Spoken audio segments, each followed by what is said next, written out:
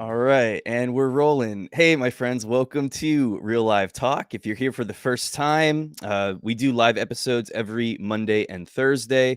And the goal is to basically just have transformational conversations with awesome people that are doing awesome things in the world. And hope that this episode blesses you, maybe challenges you, encourages you, adds some value to your day. If it does, if you consider subscribing, sharing, leaving a review, any of those things would be super helpful. And I really, really appreciate it. Today, I have Misty Phillip with me. As the founder of Spark Media, Misty is an equipper of Christian communicators and podcasters. She hosts the By His Grace podcast and is the author of the award-winning book, The Struggle is Real, but So is God. I love that title, Misty. But thank you so much for joining me. This is my last episode of 2021, and I'm super pumped that you're here. Really, really honored. I can't stress it enough just how honored I am to have you on the show. So thanks so much. And I'm excited to hear your story, for you to share your story with the listeners today. And again, so thanks so much for doing this. Absolutely, Duke. I am so excited to be here with you today. Just before we jump in, I feel like it's important for me to mention, because I don't know if people would be aware of just how much skill it took as a podcaster for me not to call you Misty Phillips a minute ago, but to but to but to say Philip and to not pronounce that name incorrectly. Is that a recurring problem? Well, I yeah. just So imagine that it is. I have a fun little story about that. So last year, I spoke at the National Day of Prayer that was put on by pray.com. And Cool. I spoke right before President Biden. And there was all of these amazing pastors and people that had spoken before me. And I kept waiting. It was about a 2-hour prayer service. And I kept waiting to see when I was going to speak. And I was like, it was me and then President Biden and then Mike Pence. And when they put me up on the screen, they put Misty Phillips. And I was Oh like, no.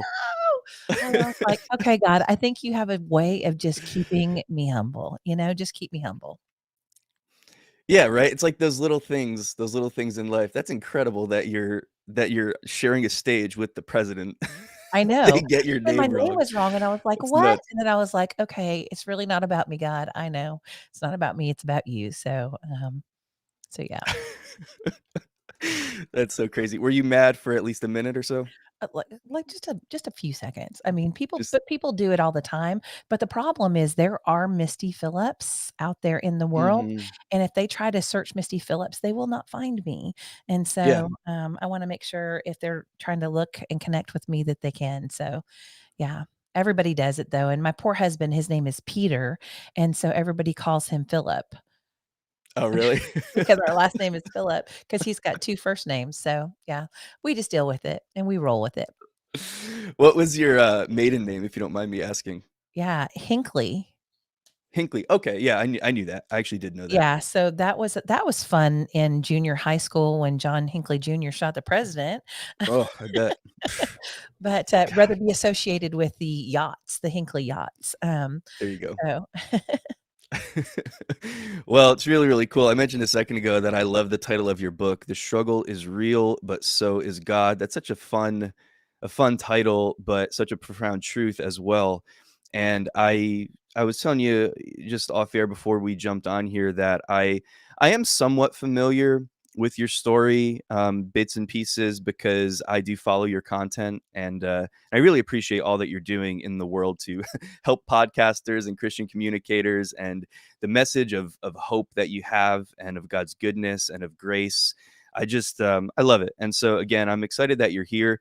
I'd love to kind of hear a little bit about your past. If you could tell us a little bit about your story, just in terms of how you got to this place where you are today, doing what you do, working with the people that you work with, and with the Spark Media Conference, and the book that you wrote, and all the stuff that you do, and the content that you're creating, and just the resources that you're putting out for people. So I'd love to hear about all of that. Just before we do that, could you just share a little bit about what it is that you do? And that might be a loaded question, because I feel like one of the things about this conversation that I'm excited to really find out about is, like, I don't know, it just seems like there's a lot of different things that you have going on, a lot of different things on your plate. So, however this works for you, but if you could share just a little bit about, what you do, and then we'll kinda get into the why.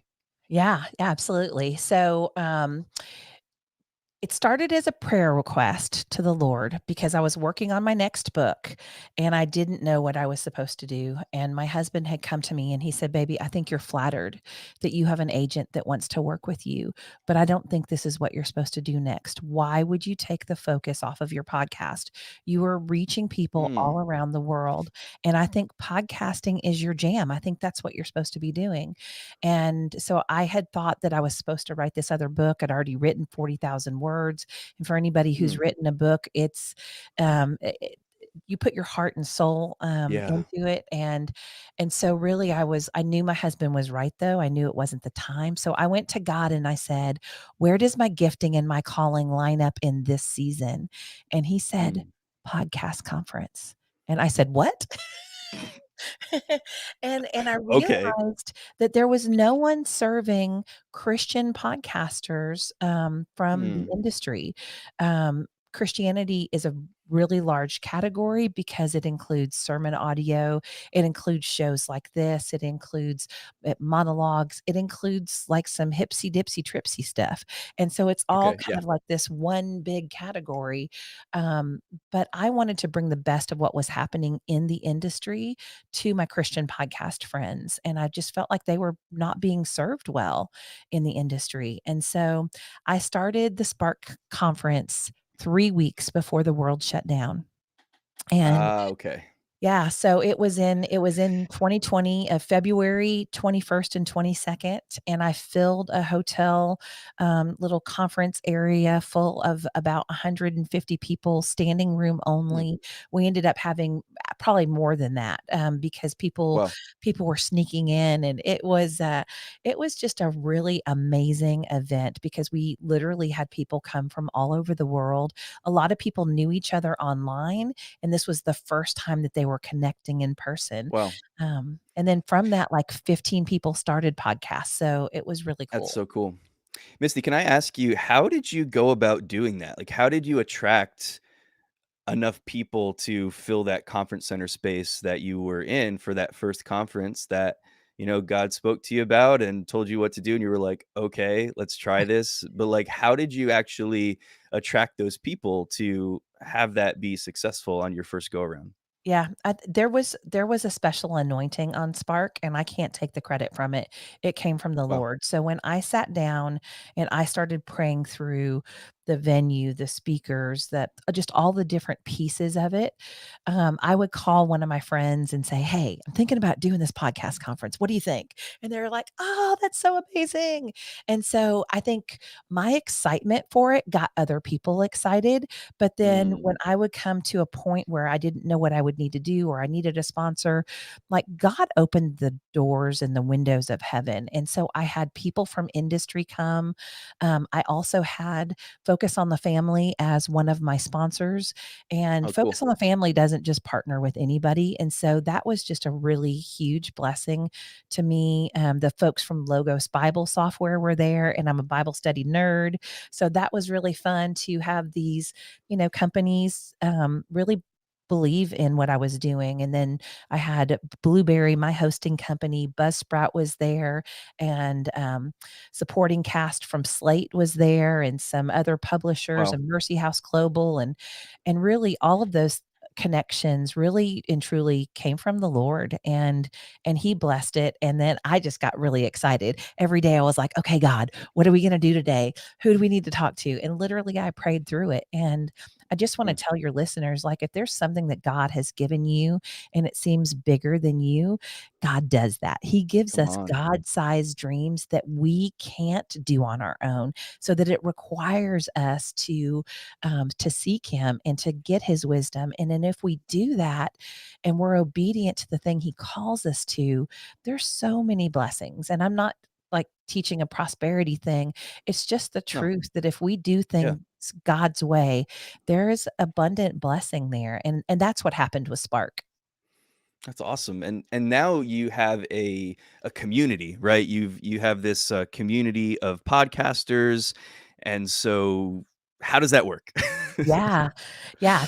So God had actually put the idea for the community on my heart as I was preparing for the conference. And we kind of did a soft launch of it. We were telling people about it at the conference. And, we were like, stay tuned for more details. And then I went to the launch of Podcast Magazine because I was featured in the first issue of that.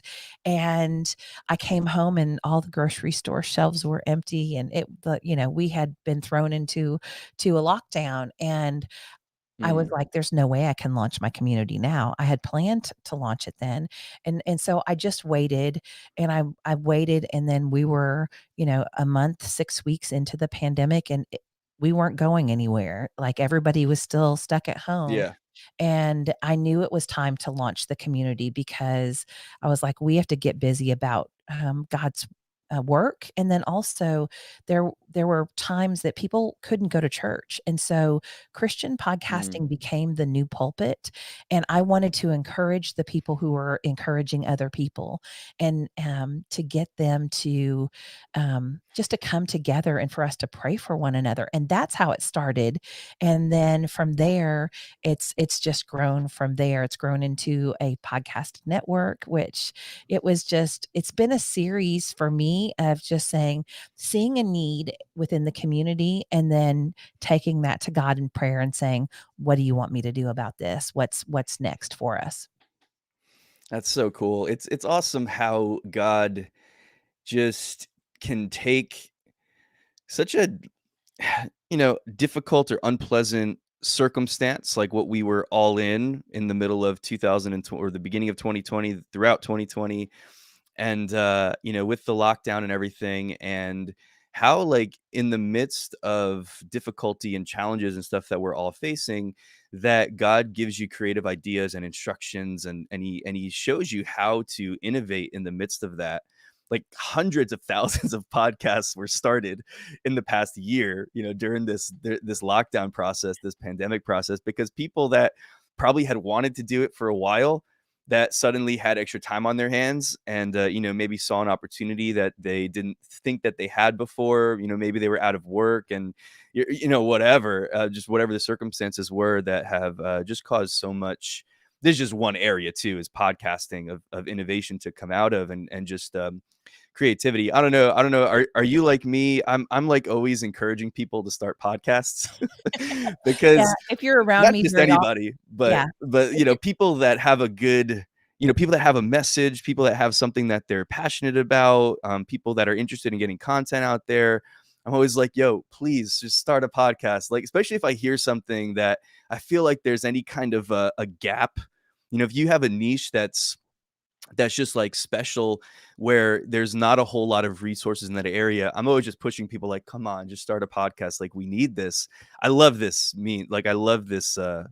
way of communicating with the world and presenting content to people, like what we're doing right now, this sort of long form conversation, or the shorter, interview type format as well, but where you can kind of get to know somebody and hear their heart. I just think it creates a really cool context for learning and for growth.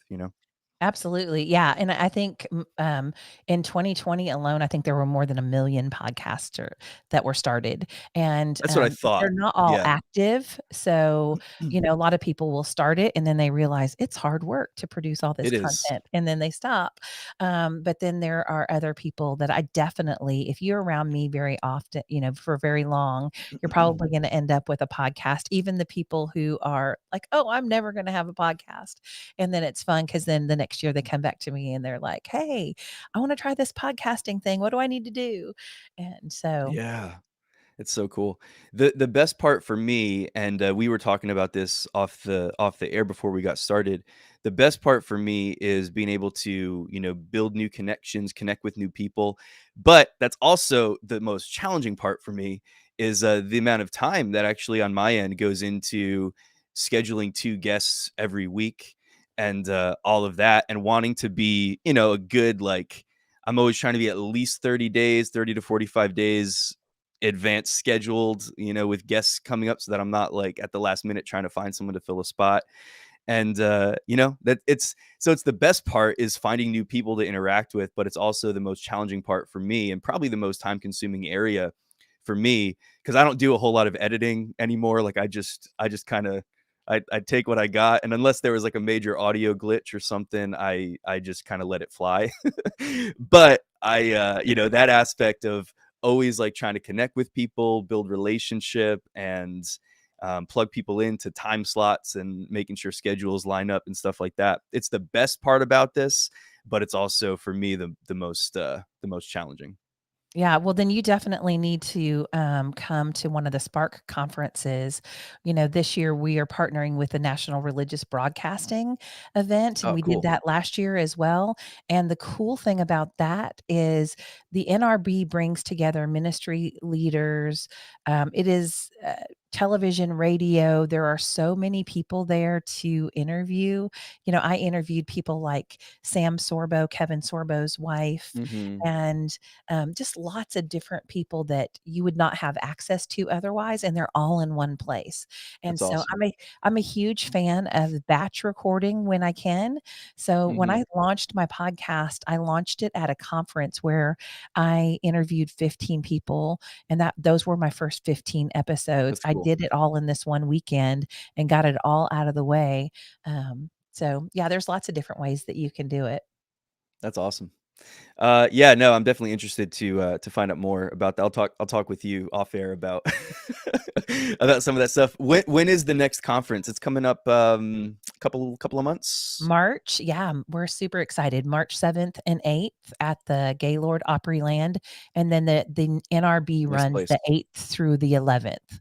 So we're having our event as a pre-conference event to the NRB, and so people can come gather for Spark, and then if they want, they can stay for the NRB, and if not, then they don't have to.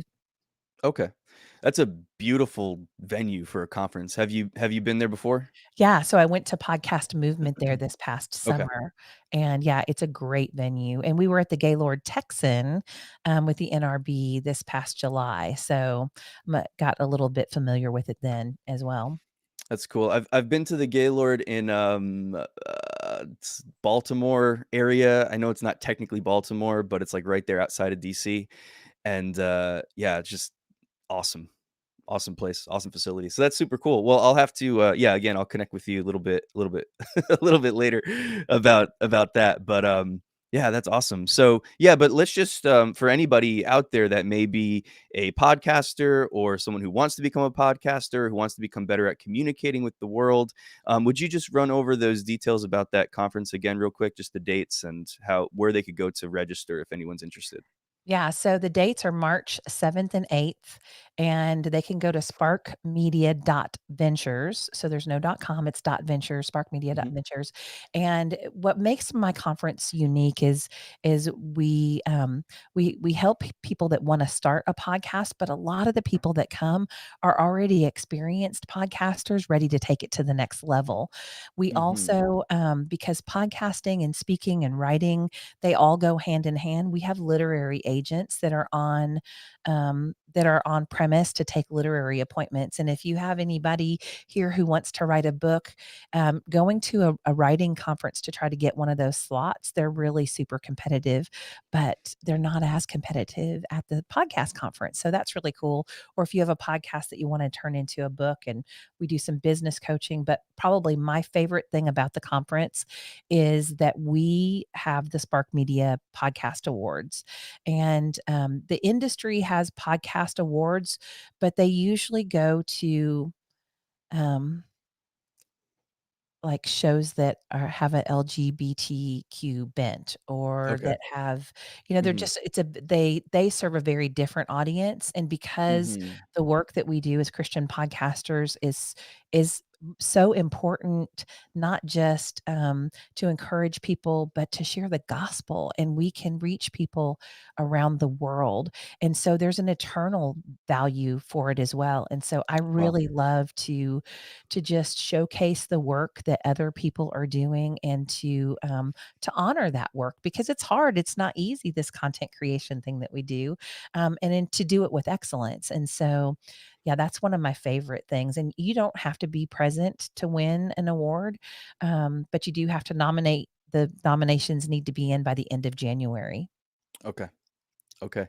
Well, that's super cool. Well, I appreciate all the work that you're doing in that area. It's so needed, and it's awesome what you're doing. Can let's kind of go into um, little bit of the why and how all this came about, how you got into podcasting with the By His Grace podcast, and the writing and the things that you are doing now to really exalt the name of Jesus, to promote this message of the gospel, and in the different ways that you are just serving people all over the world. And so, yeah, can we get into a little bit of your story and how this kind of was sparked? Not to, Abs no pun Yeah. intended. Yeah, absolutely. So I'm gonna give you the brief synopsis. So, I was working at Enron back in the day when Enron was a corporation. God called Really? me out of Enron to lay my life down for my kids and to homeschool. Wow. And I had a son who was vaccine injured and had a brain injury Mm, and was in and out of the hospital. And, we went through some really, really difficult early years in our marriage. My husband's parents both had brain tumors and they lived next door to us. And I lost babies and was on bed rest for months. whoa. And just like thing after thing after thing, like major thing happened. So those are Mhm. part of the struggles that I faced. And I had a bicycling accident where I broke both of my arms and I couldn't do anything. So I went Wow. from being this incredibly busy mom, homeschooling these boys, traveling around the country, doing sports, doing speech and debate, all these different things with my kids, to not being able to do anything. And God sat Mm, me down for about a year, and I couldn't do anything in that time except for I could pray, and I prayed a lot during that time. Because think about it, like, we use our arms to do everything, to eat, to brush our hair, our teeth, to dress ourselves, and literally somebody else had to do all of those things for me. And it wow. was very humbling, but it was also a time where God really got my attention and he began speaking to me. And I also realized I was the older woman and I had a lot of life experience to share with younger women, and that's what the Bible says.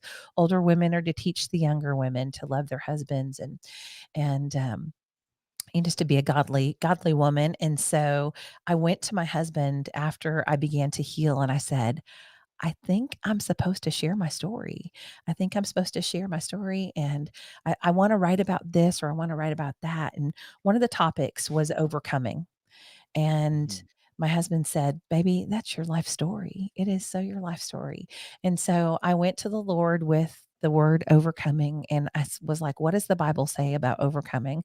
And so I went to every place in the Bible where the word overcome was, or overcoming. And I went to the Greek, and the Greek word for overcome is Nike. We might recognize that as Nike. And that started me on a quest. And the Lord really showed me this string of what our problem is. And we all have the same problem, whether we want to admit it or not, and that's sin. We live in a fallen world and we have a sin is our problem. So it started in the garden, and we've been in a battle ever since then. And but God didn't leave us here without weapons of warfare. He gave us his word, but we have Come to on. know the word in order to be able to use the word as a weapon. So then I looked at Old Testament overcomers, because God has given us their stories as examples, and the Mm, characteristics that they had in common were faith and obedience. And then if you follow sort of that string through the Bible, I kept going. I got to the middle of the book and it was all about Jesus, because it's all about Jesus. The whole Bible, yeah. the whole story, the whole narrative from cover to cover is about Jesus and what he's done for us. And then I looked at New Testament overcomers, and some of the most unlikely people. Peter, denied Jesus 3 times, yet he was pivotal. God said, "I'm going to build my church on you." Paul was killing Christians, and look at who Paul became. I mean, Yeah. God can use anybody, and that's really what I wanted people to understand, that we can take all of the difficult and the bad things that we've been through, and we can use our story to give God glory. And I think that, the Bible says we go through things so that we can minister to others. But then if you follow that thread all the way to the end, it goes to Revelation. And in the book of Revelation, there are specific promises to those who overcome. And it takes faithful endurance to overcome the onslaught of things that we will face in our life to keep the faith. But there are such rich rewards in heaven. And so everything here is temporary in light of eternity. Mm. And so basically what I'm hearing from you is that the stuff that you're doing today, which God is using you in really, really powerful, really profound ways, and it's all just growing, right? It's all growing, and He's getting you in front of more and more people to hear this message of God's grace and of His goodness, and just the gospel message of Jesus Christ. And but it was essentially birthed out of difficulty, right? Birthed out of suffering, birthed out of pain, birthed out of trial and the complexity of life and things that I imagine that at the time you probably couldn't understand or explain or wrap your head around. I mean, you just mentioned a few things that had all kind of happened within a specified season of life, right? Where all these things, all these challenges were happening at once. Maybe not at once, but within a certain period of time. And how out of that God has birthed something, through you that is really just amazing and that's impacting the lives of so many people. He's so good at that, right? Like he's so good at taking the challenges of our lives and the things like I don't know. I don't know how to it's so difficult to, sometimes have this conversation because we just don't know. Like I don't know why certain people are dealt the cards that they're dealt in life. Like it seems like some people, they're born into this world with a really difficult hand already dealt to them, right? And some Yeah. people are kind of born into this world with a silver spoon in their mouth, so to speak, or where the challenges and the difficulties are not there on that same level. Not that then they have different struggles that they go through, and if we were to compare them side by side, we'd say, oh well, that's not nearly as hard as that. But for them, it's still the hardest thing that they've gone through, right? And so there's still Yeah. challenges there. Everyone deals with challenges, but it's like when we look at these different things, like we can look at um, the different challenges that people go through and still see that in the midst of it, if we keep our faith in Jesus Christ and we keep walking after him, and you mentioned faith and obedience, and if we just allow our hearts to be anchored in hope, and allow our hearts to be anchored in God's promises and in his faithfulness and in who he is, then in the midst of all of it, we can still see something incredible and beautiful, as the result. Even starting in a place of intense struggle or difficulty or pain or suffering or tragedy or whatever it is, and God can still just birth something so beautiful out of that process. You know. Absolutely. In the book of Hebrews, it talks about us running our race with perseverance and that we have a great Yeah. cloud of witnesses cheering us on. And you're absolutely right. When you're going through the trial or the struggle, you may not understand why. And it's okay to question God and ask him why. And we may not get an answer.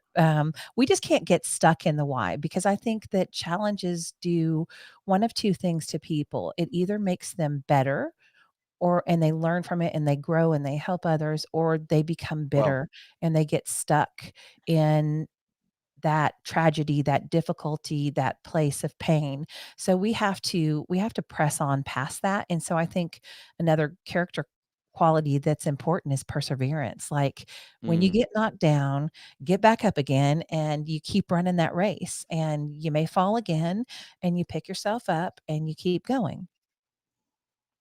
yeah, absolutely. I love how you said that. We have basically two options: we can become better or we can become bitter. And yeah, again, that willingness to, just kind of keep God at the center of it all is so important. How would you say that, through the different challenges of your life, um, how important was just the attitude of being grateful and thankfulness, and like how did you maintain that in the midst of, some of those challenges that you've gone through? Yeah. I started reading a book by Anne Voskamp called A Thousand Gifts, and it's a Mm, practice of daily, being grateful. I didn't know how profoundly that book would impact my life. It was during that time, um, that I had just turned 40 and I was pregnant with, my son Liam, and we went to the ultrasound to find out whether we were having a boy or a girl, is what I thought we were there for. But we were there for to see, to look at his growth, and, they kept measuring and measuring, and there were a lot of things wrong with our son, and, the doctors told us, "You should abort your baby because he's incompatible with life." And we knew wow. God had given us this child for a reason, and that his life had meaning and purpose regardless of how long he lived. And it was during that pregnancy that I was reading that book. And so Mm, I looked at my pregnancy knowing my son may not live, or even come to be alive in this earth. But I knew that every day that I was pregnant was a gift. And so instead of complaining about my waistline getting larger, I just said, "Thank you, Lord, that I'm pregnant another day." And mm, it was really looking at, even in the midst of very difficult circumstances, finding a way to be grateful every day, because we all can be, grateful. We just have to, sometimes we have to flip the script and look at things in a different way. So we just have to turn things on their head and say, "You know what? mm. This is a difficult thing that I'm going through, but you've allowed it for a reason. You've given me this gift for this time, and let me steward it well."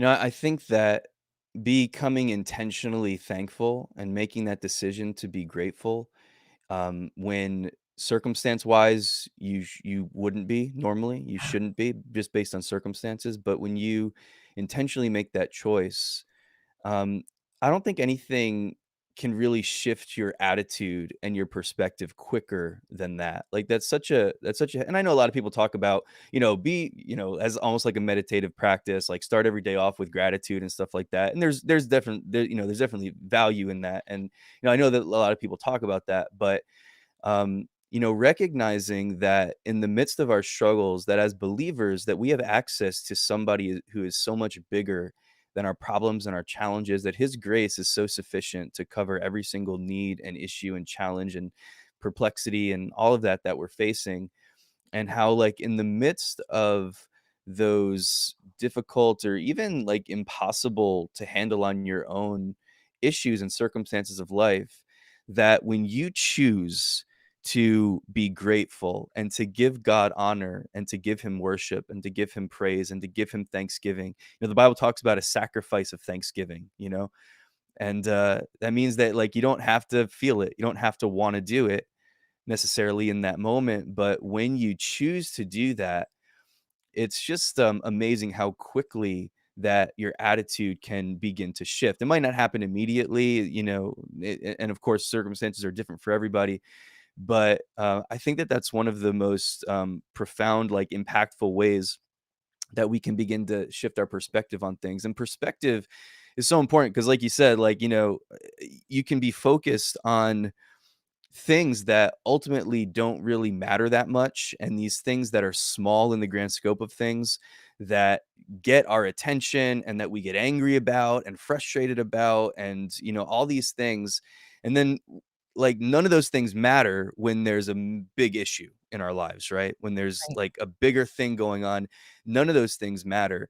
And so I just think that in every circumstance of life, learning how to be grateful and learning how to walk in thanksgiving and express thanksgiving to the Lord for who he is, for what he's done, even in the midst of things that we don't understand, but being willing to be grateful and to remember, his goodness and his faithfulness in that process. Because when you can begin to see God's goodness and faithfulness, even in the midst of things that we can't understand or don't know how to deal with on our own, that's just such a recipe, like you were talking about overcoming. That's what it takes. you Absolutely. know? And I love what you said about a sacrifice of praise, because Mhm. at our son's funeral, we sang, "The Lord gives and the Lord takes away. Blessed be the name of the Lord." And I was in such a peace bubble because I was so focused on God and prayer that I was able to minister to other people at my son's funeral. And for my unbelieving mother to see me, who she had lost a son, and and my brother had died when I was young, and it really affected our family. And then to see me to be at peace with it, it actually helped to bring my own mom to the Lord. But there were other people there who had lost babies, and they didn't understand, how we could be so full of joy and celebrate this life that was Mm, so shortly lived. And, actually, he was stillborn, so he was born in heaven is what I say. But then people through the ministry of, the funeral of our son, people grieved the own loss of their children. And, yeah, the difficult things that we go through, we never know what God has planned for those. And I have a really cool mm, story of something that really interesting came out of that. My oldest son was in speech and debate, and he had entered a right to life oratory contest. And he was going to write about and do a speech on euthanasia. And after we went through our experience, he said, "I have to tell my story of my brother." And so he did, and he entered this oratory contest and he won. And, I tell you that just to say the Texas Right to Life people came up to me afterwards. Now, this had only been 6 months after we buried our son, and they mm. said, "Would you be willing to share your story? Because a lot of people, this is a hard story for them, and they listen to their doctor, and would you be Wow, willing to do some counseling?" And I said, "Yes." wow. And I started speaking for Texas Right to Life. That was another sort of dip my toe in the water in terms of communicating. I shared my story, and then I would kind of back up and say, "No, no, God, you got the wrong person." And then somebody else would call and say, "Will you come teach our people?" And I would say, "Okay, God, yes, I'll do it."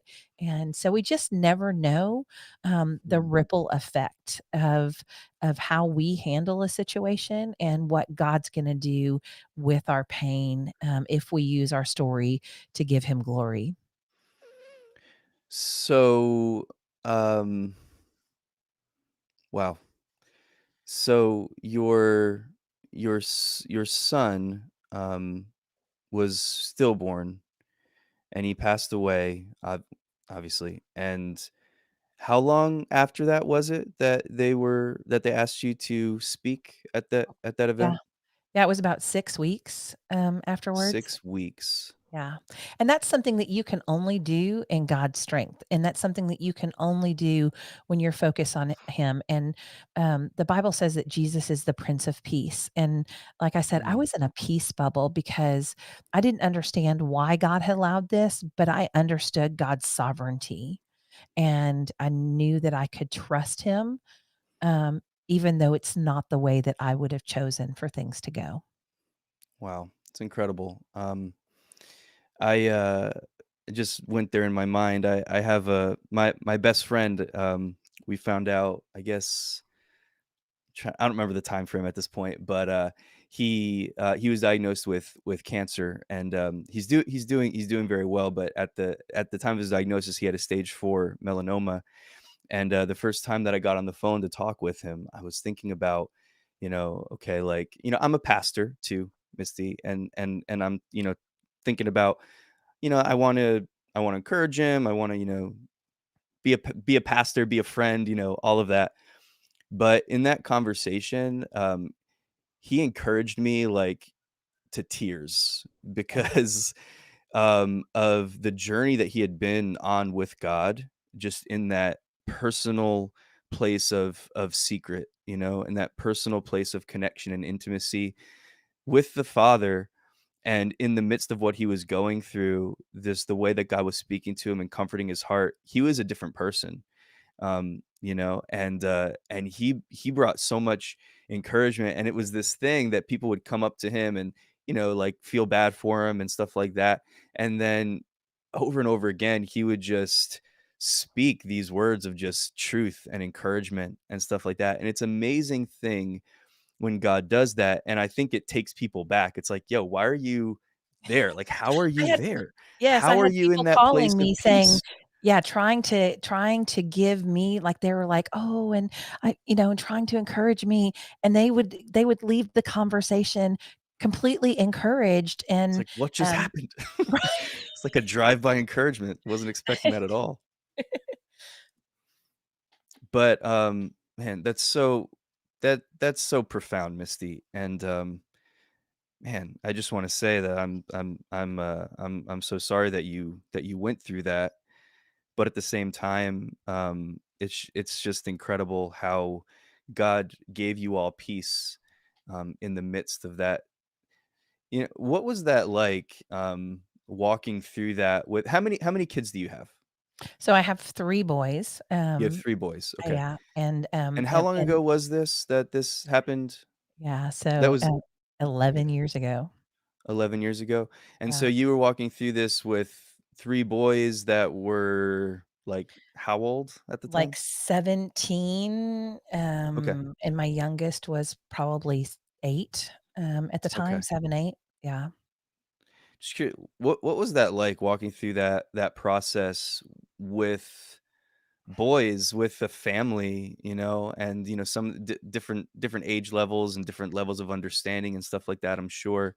But walking through that as a family and being at that, having a funeral for your child and just all of that, I'm blown away by by your story, Misty, and by what you're talking about with the level of peace and stuff that God gave you in the midst of what you were going through. I'm just curious, what was that like walking through that process, with your family in that way? Yeah, so I was homeschooling my boys at the time, and it was really difficult because my oldest son, the one that did the speech and debate, he also did a moot court and mock trial, and he had Okay. signed on to Duke University. Every year they have a moot court competition, and they only select 40 teams of all their entries, and kids from all over the country submit, and he was chosen, and we Hmm. couldn't go because I was the one that was going to take him, and I Wow. couldn't travel at that point in my pregnancy because I didn't wanna be away from home and something happened, Mhm. and it was really painful because something that my oldest child had worked so hard for, he had to let go of that, and then my youngest child, it was really he was so looking forward to being the big brother finally, and, that just the way that he began, to pray over his brother, we just saw the Lord work in his life. It Mm. was amazing. So, when our son was stillborn, we were in the hospital, and our oldest son was there and our youngest son was there. Our middle son was not there because he has profound special needs, and we didn't feel that it Okay. was appropriate for Yeah. him to be there. So we had the oldest and we had the youngest. And as we are saying our goodbyes, we allowed our youngest son to pray over him. And the nurse came in the middle of this prayer, and she was just like so blown away that out of the mouth of babes, could just be this incredible prayer. So, we came together. My friends all wanted to come to the hospital when Liam was born, and I'm like, "Y'all, this is not a happy time. Like, my family just needs to we just need to come together." And so we put praise music on, in the hospital room as we birthed him, and we just came together and really leaned on each other as a family, and had to, kind of deal with it in our own ways, but also Mhm. we grieved together. Wow. And how important do you think that process of grieving is? Because I know that there are times when we can go through something that's tragic and we can really work hard to try to shield ourselves from feeling it, from experiencing it. We can shield ourselves. People shield themselves in different ways, whether it's through like excessive sleep or through, filling up all your time with people or, keeping yourself busy or, there's different ways that people kind of go about that.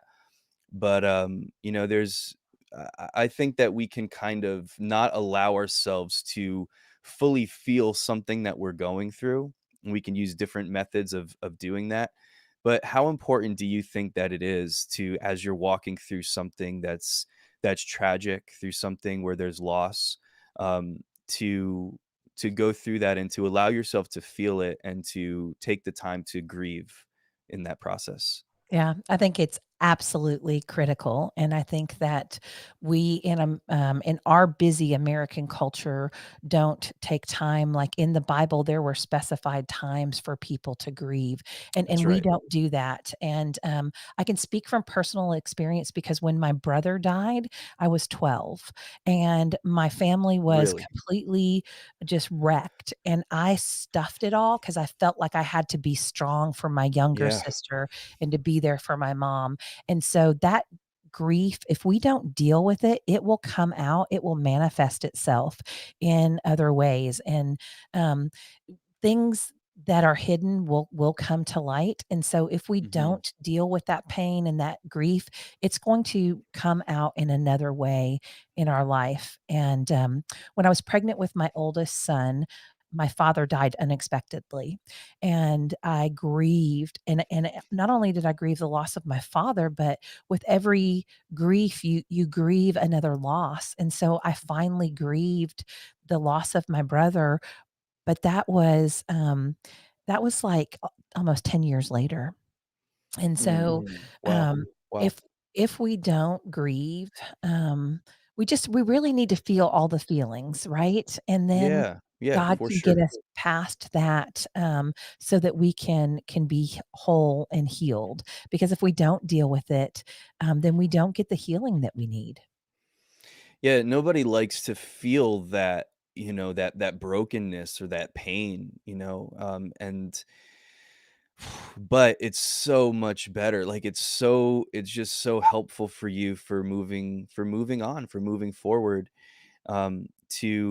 To take that time and however long that is for you, but to take that time to, as you said, to feel all of the feelings, to allow yourself to feel, if you need to feel angry for a while, like to feel angry, if you need to feel whatever it is, but like to allow yourself to feel those feelings and to go through that process. I think that that's so, as you said, it's so key to the to yeah to that process, going Yeah. forward. And something that the Lord has been reminding me of is, in the Old Testament, when God supernaturally did, things, he said, "Set up these remembrance stones," or Mhm, an Ebenezer, like mhm. every Ebenezer, is we remember God's faithfulness in the midst of the trial, in the midst of the tragedy, and if we can have these remembrance stones or have so for us, we had little tokens of little gifts that people had given us that we collected and put in a box. And when I'm in a hard time, I can go there and I can go and I can remember God's goodness and remember God's faithfulness. And if He's gotten me through this trial, He can get me through another trial. And even if it's Wow. not a really difficult trial, it could just be a struggle, like a when I'm trying to figure out something in my life. But if we remember God's faithfulness in the big and in the small, and we create a remembrance stone of that, we build this altar to the Lord in remembrance. It can get us through our next hard time because we're a forgetful people. So I'm a big journaler, Mm. and I can go back and see where God has just answered my prayers and has just his hand of faithfulness throughout my life. How important has writing been for you in terms of dealing with, hurt and loss and pain and tragedy? How has the process of writing about it helped you to get closure or helped you to, experience healing in your life? Absolutely, absolutely. Just journaling my prayers for many years when times were really hard and I didn't understand what God was doing, and I would just journal just journal all my thoughts and prayers. And in some prayers, I could go back through my journals and I could see, wow, I have been praying the same prayer for a very long time and there is no answer. And sometimes Mm, that happens in our life where um, I think we need to still press in and we still need to pray and we still need to ask God.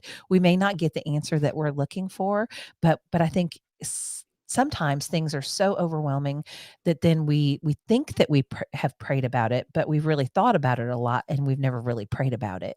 And so I think mm, that, yeah. you know, being able to see the process of that in the journal, I think is so important. And then I've been able to turn around and take those words that have ministered to my soul, and I've used those words to minister to others. And so I think that that is a really key, and it also helps with the healing process, like we were talking about. I think Yeah. if anyone here is, the last 2 years have been difficult on many levels for a variety of different reasons for many people. And if your listeners are finding themselves in a place where, they're unsure of what God's doing in 2020, start journaling and write down all of the ways that he's been faithful to you, and then at the end of next year then open that up and see all of the things that he did in 2020, um, because I think that's just a great way to remember. Yeah, as you said, we're so forgetful. Like we can be so forgetful, and particularly we can forget so easily about the good things that have happened, the good things that God has done, the reasons that we do have to be thankful. So the Bible over and over again, you mentioned the setting up of the altars and the setting up of the remembrance stones and all of that kind of stuff. And like all throughout, we see it woven throughout Israel's history. They would tell the stories over and over again. They would get together on certain, holidays or to celebrate a feast, and they would tell the stories about God's faithfulness and what God had done. The story would get passed down from family to family, from generation to generation, just remembering God's faithfulness and God's goodness. And we have to have those anchor points to be able to look at and to remember, you know what, God, we can take it too far where we get stuck on one testimony and think that we're supposed to live on that forever. And I don't believe we're supposed to do that because God wants to give you more and new things. But at the same time, it's not like something that God has done, or even where we've met with God, or God showed us something where you were reading a passage of scripture and you were going through a difficult time, and God illuminated something to you, or God just interrupted your day and you had an encounter with God of in some way, or God spoke to you or promised you something, or whatever, these experiences that we have with God throughout our lives where we can point to his faithfulness, his goodness. We can forget about those things so easily in the midst of the difficulties of life and the frustrations and the challenges.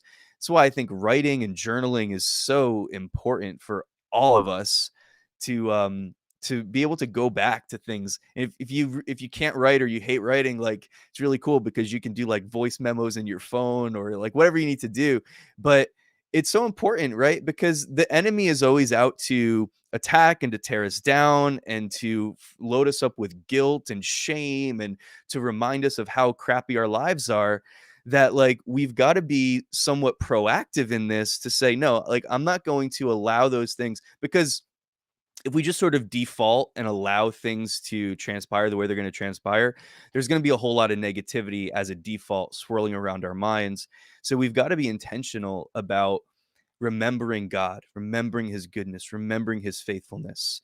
And it might be like, putting up Bible verses on your refrigerator. It might be like bookmarking your Bible. Like there's different ways to do this, right? But just being intentional about remembering who God is, what he's done, the fact that he is good, that he is faithful, because all of those testimonies, they prophesy to our present and to our future as well, and gives us ground to stand on where we can say, okay, God, like I know that you don't change.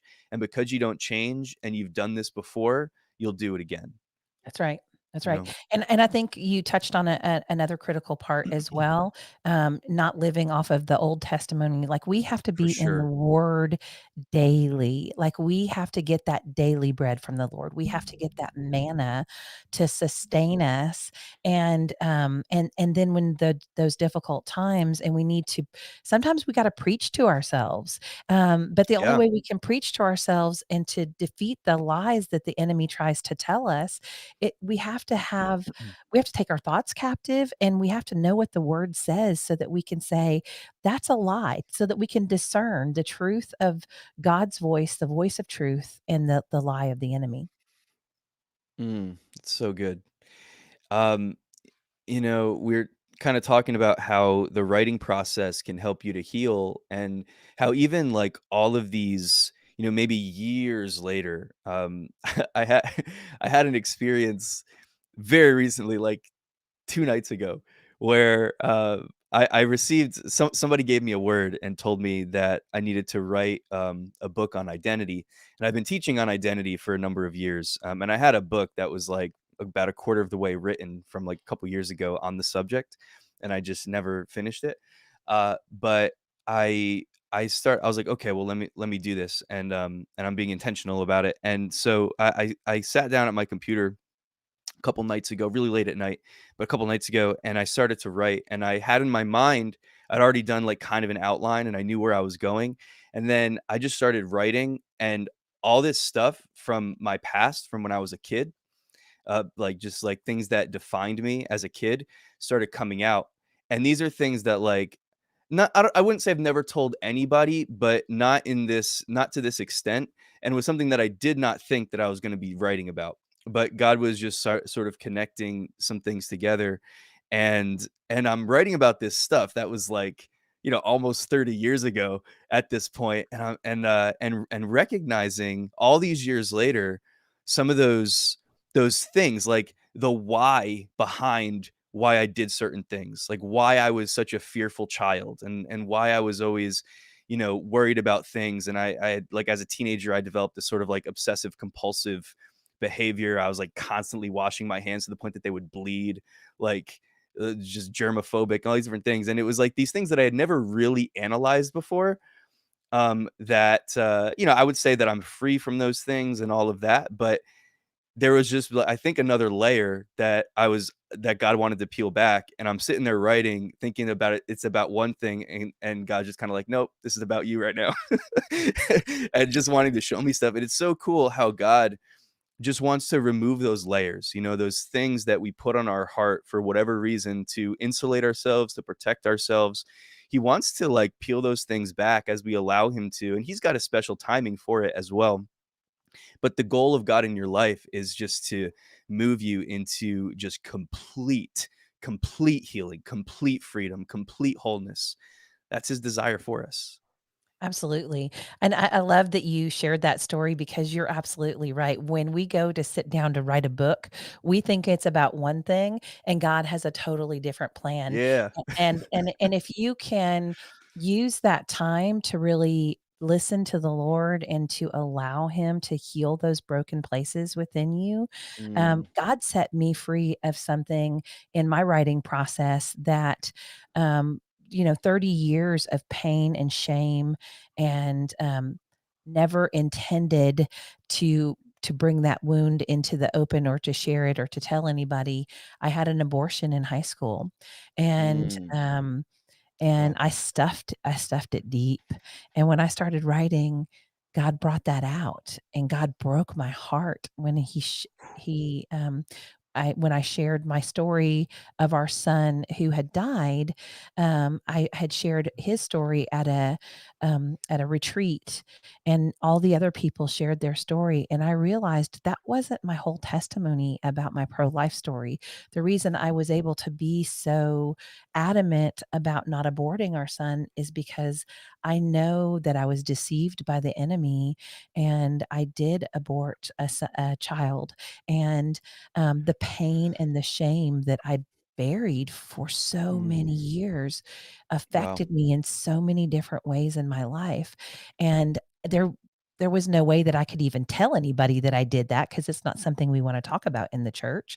Like, Mhm. we pretend Wow. like, "Oh, I have no sin. I'm good. I'm here." Um, but, God did that for me in the writing of one of my books, and, yeah, and now I don't care, I can tell anybody because I think that's one Hmm. of the biggest areas that he has deceived people. He's deceived women and men, and I think that when we get to heaven, we may have a different perspective of just what's happening in the world today and the spiritual battle that's behind that whole thing. Wow. Well, thank you for sharing that. You mentioned the shame and just sort of that pressure of guilt and condemnation that you were under during that time. Did that go? Do you remember, like, did that just last for a really extended period of time? What was that like? Yeah, I mean, it manifested itself and, I started it I was in high school and I started drinking and doing drugs and trying to find anything that I could to mask the pain of that, and then that caused me more shame and more pain, and it wasn't Ooh. until I, like, fully Yeah. came to the end of myself Yeah. and Jesus rescued and redeemed me that, that I could find healing, but I still stuffed it. I didn't talk about Yeah. it, I didn't share it, but then when we can bring those deepest, darkest places of pain in our life and we can surrender to the Lord, not only, I mean, He heals us, but then we can use that story to encourage someone else who's down the road. So your story and all of those painful things that the Lord brought up to you through writing, and you're now on the other side of it, you are a prime candidate to be able to help someone who still may be stuck in that fear. Mm. Yeah, we can be so deceived into thinking that because we did something or something was done to us or because of, what we've experienced that we're damaged goods, we're broken, that we couldn't do that. Like, I can't do that because of this. I can't do that because of what I've been through, because of what they did to me, because, whatever. And we can disqualify ourselves. And I just think that that's so the bent of the enemy, to try to get you to disqualify yourself. And he just uses shame, um, in the most just perverted ways, to try to get you to cover things up. You mentioned, drinking and different things. Like, we can look at people and we can be really quick to judge somebody's external behavior without taking a moment to think about, hold on, like, the fact that this person is drinking or they're doing drugs or they're doing, like, whatever it is that they're doing, like, what is that external behavior really masking or covering up? Because so often we do things like the sin itself, the things that we do are very rarely the actual problem. Like, they're a manifestation of something deeper that's going on, that's oftentimes just, it's a mask, it's a cover up for, maybe it's loneliness, maybe just some form of brokenness or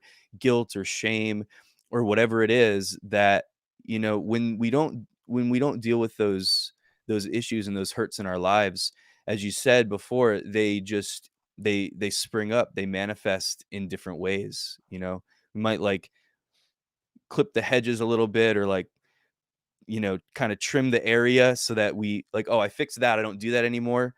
But then, unbeknownst to us, there's still a root system that's going on below the surface.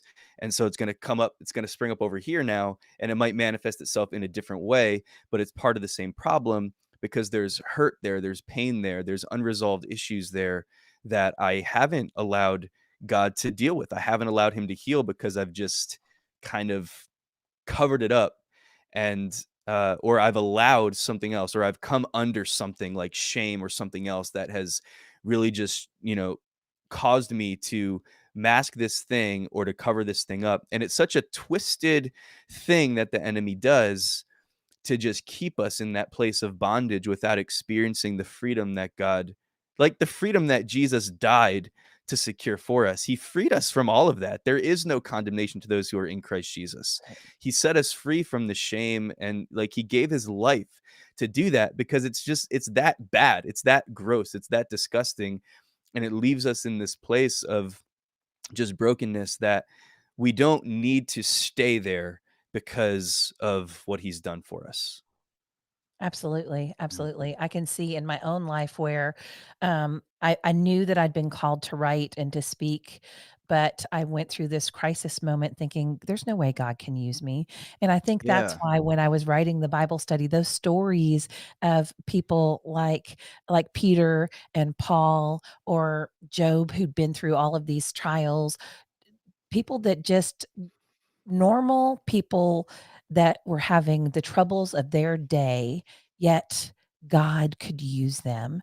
And I Mm, think that He can use any of us if we just say yes to Him, and we allow Him to heal our brokenness. mm. Let me go back specifically to that issue of abortion for just a minute, because you mentioned that it's something that the enemy uses to just trap, women with, this idea of shame, because I mean the statistics are really staggering for the number of women, that have had abortions, right? And I think that there's this thing in society, right, where they've attempted to make abortion like a women's empowerment issue, right? Like they've attempted to make abortion this thing that's kind of like a badge of bravery, in some ways. Well, I don't know. Would you agree with that, or am I talking crazy? No. Like No, I feel like you're there's been absolutely this right, thing. and I think they're deceived because the Bible says, in Psalm 139 that we are knitted together in our mother's womb, right? Mm, God fully yes, knows us yeah. from the before we're ever born, He's got plans for our lives from the foundation of the universe is what the scripture says, and when someone has an abortion, death is brought into the secret place of a woman where God creates life, and it Whoa. brings death. And Mm, that is the part that causes the pain, that causes the shame, that causes all of that. But but I think the narrative, they don't wanna think about the what they've done, and so mhm. therefore they say that this is liberating. It's like instead Yeah. of abstaining from sex to not get pregnant, they use it as, well, it's an afterthought or an after plan because they don't really understand that that is life that is being created and that it is being created by God and that you are bringing death Mm. into a place that was meant for life. Wow. Yeah, that's exactly what I wanted to ask you. Like, do you think that, obviously the enemy is behind it, right? But like the fact that it's gotten to this place where it is in society, where, what, 50 years ago it wasn't a thing, and even 20 years ago it was it wasn't anywhere near the place that it is now, right? Like, Right. I know there's been a whole agenda and lots of advocacy for, pro-choice and all of that for a number of years, and it's been a huge narrative, and it's been a very polarizing issue. But the fact that it's gotten to this place where it's almost like pedestalized as this thing, like, uh, as far as the narrative of mainstream, society and media goes, like, I'm not even allowed to talk about this because I'm a man, right? Like, I'm Right. not allowed to have this conversation because it's not I'm not I don't have a uterus, right? So, like, because this doesn't affect me, and because of the whole my body my choice, kind of a thing, there's like this thing where, I think, men have been pushed out of the conversation a lot and stuff like that, and that's fine. But I'm just saying, like, it's become this issue where it's, again, I think it's become an empowerment thing where, like, oh, if you want to take my right, it's my right. If you want to take my right away, then you're actually tramping on my right as a woman to be able to have the choice to terminate Commit my murder. pregnancy. To Yeah, commit murder. exactly. I mean, if you Yeah, think thank about you. it, Thank I you. There mean, you go. yeah, and Yeah. so the enemy has definitely twisted the narrative, and I think also at the root of that is pride, um, Mm. Wow. because, It's I know my way is better than God's way. I mean, and that's really what is behind a lot of the narratives that we're seeing today. Even, you know, the gay agenda is it's a pride month. It's just Mhm.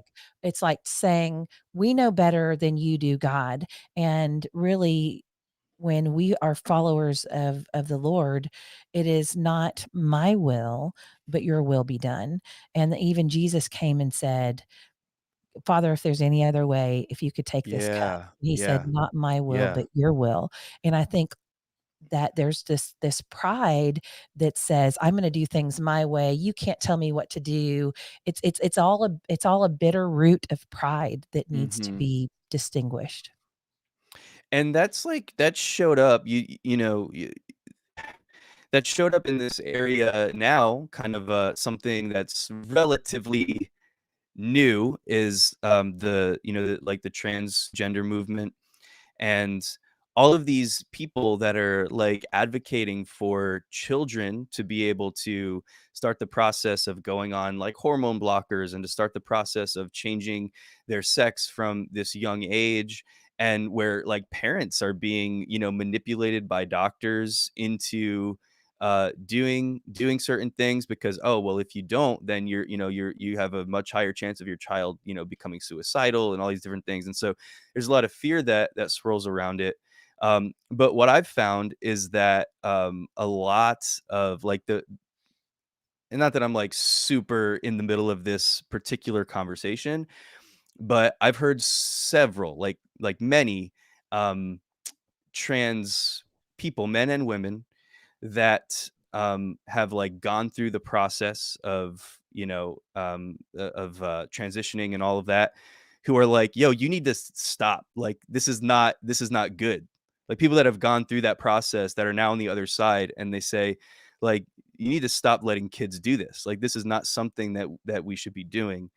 And those um people are demonized because it goes against the mhm, narrative that they want to exactly, push, which exactly. actually is all an attack on Genesis, whether it's biblical marriage, not having sex out of marriage, whether it's one man, one woman, that God only created man and woman.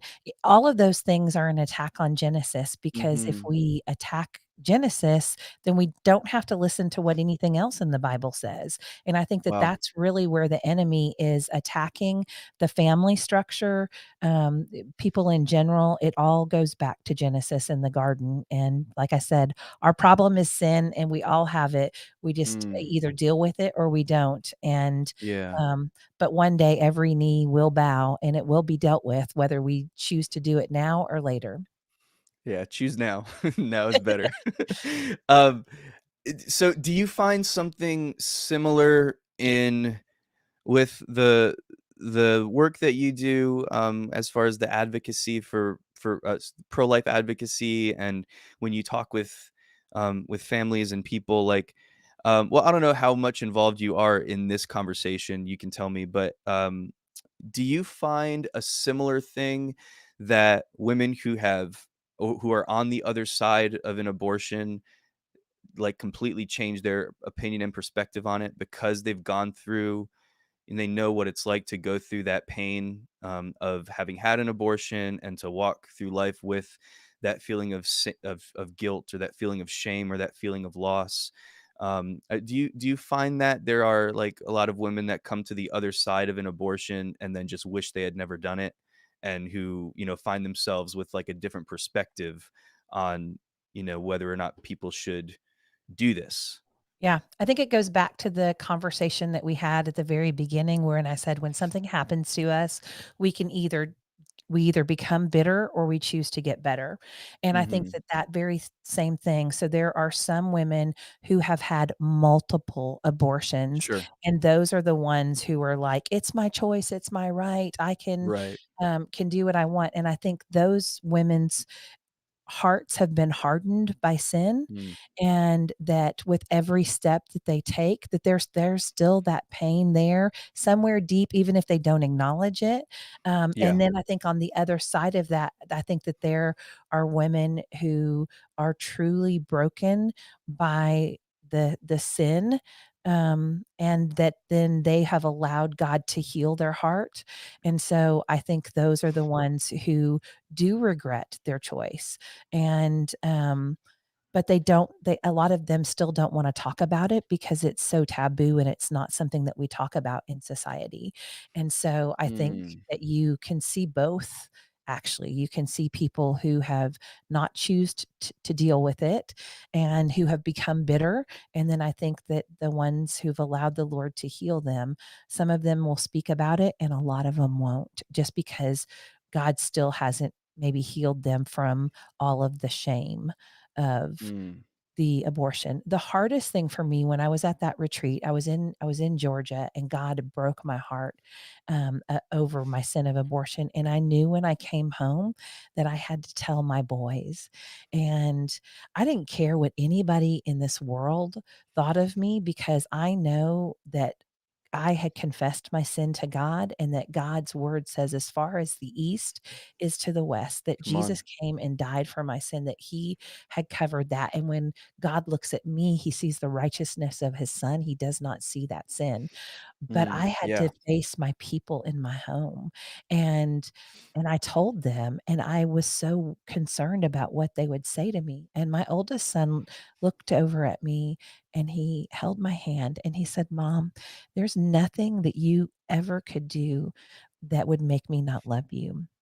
And that to Wow. me was such, Wow. an example of Christ, because that's the way Christ is to us when he loves us, we're his children, and even when we mess up really bad, no one is beyond God's saving. And so if we can humble ourselves and come to him, he's not gonna say, "I'm so mad at you, you did this thing." He's gonna come with open arms and say, "You're my child, and I love you, and I forgive you." Hmm. And so, you know, if there's anybody who's watching this or listening to this, I just pray if there's something that has happened to you in your life, or something that you've done, that a choice, a decision that you've made that you regret, it is n you are not too far gone. God can save anyone. If God can save a wretch like me, he can save you, and not only that, he can then use you in his divine story of redemption to encourage and Mm. inspire others. Wow. That's such a beautiful thing, that moment that you had with your sons, and the way they expressed their love to you. Um and the way that God reveals his love and goodness to us even through other people is so cool. And I think that that's the challenge that a lot of us face, that a lot of people face in their minds, is that idea, that lie that exists, that God's going to be mad at me. That if I draw near to God, he's going to reject me. He's going to be mad because of my sin. He's going to be mad because of the mistakes that I've made. He's going to be disappointed in me. Maybe I've gone too far. Maybe what I've done is too bad and God can't forgive me anymore. He can't, like, these things, these lies that we allow to get into our minds. And it's just so not true. Like, as you said, he's such a loving father. He's such a good God. And when you just go to him, like, his arms are already open wide, just waiting for you to come home and to give it to him, to give him the shame that you're feeling. Like, that's the amazing thing about Jesus, is he invites us to turn our burdens over to him. So he takes them, and then he gives us him. He gives us peace. He gives us rest. He gives us strength. He gives us joy. He gives us everything that we need. It's like this exchange that we're able to have with God on an ongoing basis, and it doesn't run out. He doesn't say, "Oh, well, that's enough. You had too much. I don't have any more grace for you." Like, no, like, it's all by grace. It's all by his grace, and he's really is that good. Like, he's so much better than we give him credit for. And it causes us to hold on to things, to carry things for longer than we should, to carry things for longer than we need to, and to not experience that freedom and that healing that he has for us, because maybe we don't trust him. Maybe we don't know him to that point. I think what we so often do is we project our experiences from life onto God. We tend to project onto God our experience with our earthly, mothers, fathers, mother and father figures, people in the church, leaders, we tend to project that onto God. And so if we haven't had that in our life, or we've had a bad model of that in our life, or whatever, we tend to put that on God as, that's how he's going to treat us. And it's just so not true. He's so full of love. He's so good. And if we'll just give it to him and allow him to take those broken places of our hearts, he's so good at restoring them. He's so good at setting things in their proper place and making things right within us. It's what he does. It's who he is. Yeah. He's so good at it. Just called by his grace, because it is only by his grace that I Yeah, can do what I do, because on my own, I'm an absolute train wreck, but with God, me too. um, yeah, we all are. I mean, Hmm. but, by his grace, we can do greater things than we can even imagine, because he has great plans for our lives. Yeah. Yeah, I love that. So the By His Grace podcast, and just that concept of by His grace, like none of this is about me. I asked you earlier about, like, how did you do that first podcast convention, that first conference where you filled up that room on the first try, and your response was, well, I can't take any credit for it. It was like God's finger was on it. God's hand was on it. He moved it. He made it happen. And I think that that's such an important just attitude and mindset to maintain, that it's not about us. So whether we're talking about good things or bad things or whatever, like ultimately, like, it's not about me. It's not in my strength. It's in his strength. It's by his grace. And learning to live that way, it just removes so much of the pressure, so much of the weight. And of course, we're still going to feel things when we go through them. We're still going to have challenges. We're still going to be pushed into those corners at times, and we're still going to walk through perplexing and difficult circumstances. But when we kind of like get into that trust relationship with God, we're able to shift the weight of it onto him and allow him to carry us through those seasons of life, again, whether we're talking about good things or just hard things or tragic things or whatever we're talking about, just allowing him to carry us through and resting in him. Yeah, absolutely. Well, Misty, thank you so much. I really appreciate you again being on the show and sharing some of your story with us. I'm really blown away by your story and by the beauty that God is just bringing out of your life and impacting so many people. And again, it's really just been an honor to have you on the show. If where could we point some people so that they can connect further with you, or connect with some of those resources that we've discussed? Yeah, absolutely. So I have two websites. One is mistyphillip.com, and that's where my books and my podcast live. And then also, my other website is sparkmedia.ventures, and you will find me online pretty much everywhere as Misty Phillip. No S. No S, except for the yeah. Misty Phillip, mistyphillip.com. And yeah, so good. Well, just to wrap up here, what are some of the things that are covered in that Spark Media conference? Yeah. So this year is I'm so excited about the focus of this conference. So one of the things is about being worth following on social media, and as a believer, how can we present ourselves online in a way that we open up conversations and not shut conversations down, and Mm. also how can we steward our social media presence well, and then also some balancing ministry and life and business, and kind of how we do all of those things and how we can do those things well and honor the Lord, and different ways that we can learn to use the media to promote the work that we're doing, so that we can amplify our voice to so that more people can hear the message.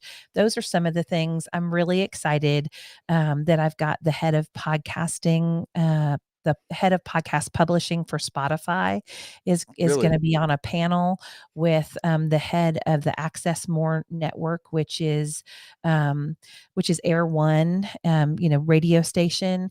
And so a lot of big name Christian music podcasters and are under their umbrella. And so it's just this really interesting mix of people that God is bringing together.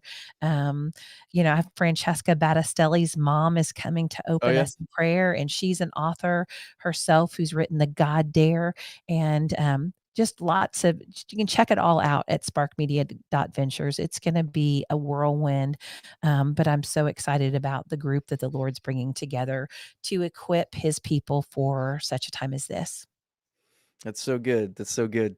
Well, everybody, thank you for checking out this episode. If it blessed you or encouraged you or challenged you in any way, if you consider subscribing, sharing, or leaving a review, I'd really appreciate that. But I would just say before you do any of that, check out mistyphillip.com. Check out some of these resources that Misty's been talking about. Check out the podcast, the By His Grace podcast, available on Spotify and wherever you get your podcasts.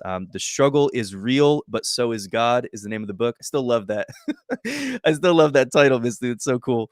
But please, everybody, I urge you check out some of these resources. It's really really cool, Misty. It's just been such a blessing for me to hear your story, and I just feel just encouraged and challenged to hold on to hope and to hold on to faith in the midst of challenges. And your life and your story is so inspirational. I'm sure we didn't even get into everything either, but with the so many of the different challenges and the things that you've gone through that could have really just kind of piled up and piled up and piled up and led your life into a completely different direction. But by his grace, you're here today and you're doing awesome things out in the world. So again, it's truly been an honor. So thank you so much for your time. Thanks. Thank you, everybody. Have a good one. See you next time.